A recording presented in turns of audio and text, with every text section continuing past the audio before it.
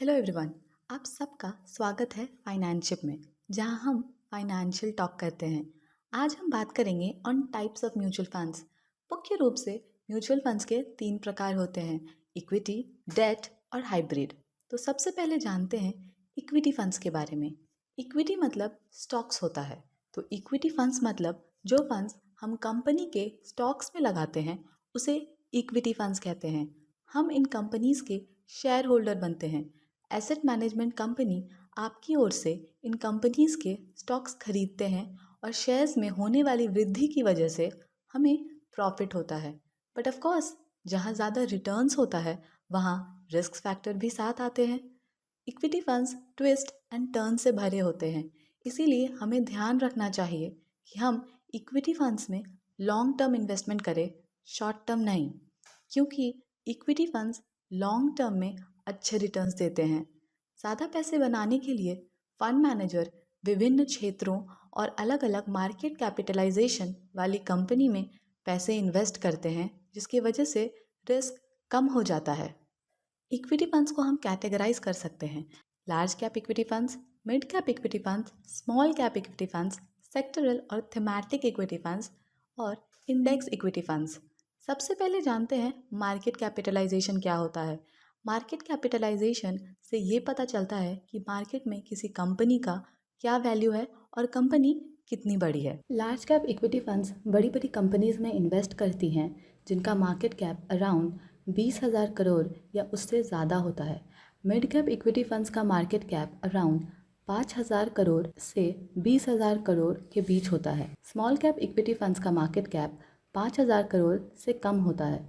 Sectoral और thematic equity funds में investor मुख्य क्षेत्रों में इन्वेस्ट करते हैं, जैसे health care, technology, pharma etcetera. Index equity funds वो म्यूचुअल फंड्स है जो मुख्य रूप से स्टॉक मार्केट इंडेक्स को दोहराने के लिए बनाया गया है। म्यूचुअल फंड्स की दूसरी भाग है डेट फंड्स।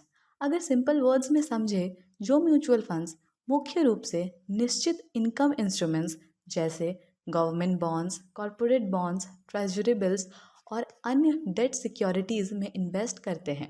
डेट का मतलब होता है कर्ज। जब बड़ी बड़ी कंपनीज को पैसों की ज़रूरत होती है एक्सपेंशन या ग्रोथ के लिए, तब वो मार्केट से पैसा उठाने के लिए बॉन्ड्स और डिबेंचर्स इशू करती हैं और हमारे फंड मैनेजर इसी बॉन्ड में हमारे पैसे इन्वेस्ट करते हैं। डेट फंड्स इंटरेस्ट इनकम से और कैपिटल अप्रिसिएशन से रिटर्न्स बनाता है। डेट फंड्स इक्विटी फंड्स के तुलना में कम रिस्की होती है और एक अच्छा विकल्प बन जाती है उन लोगों के लिए जो स्टेबिलिटी ढूंढते हैं। रिटर्न्स का मुख्य साधन आपकी इंटरेस्ट इनकम पर निर्भर होता है। डेट फंड्स की कैटेगरीज है: guild funds, credit opportunity funds, corporate bond funds, liquid funds. अब बढ़ते हैं आखिरी भाग पर, जो है hybrid funds. Hybrid funds date funds और इक्विटी फंड्स का मिश्रण है, जहां हम मल्टीपल एसेट क्लास में इन्वेस्ट करते हैं। हाइब्रिड फंड्स में डेट फंड से ज़्यादा रिटर्न्स मिलते हैं और इक्विटी फंड से कम अस्थिर होती है।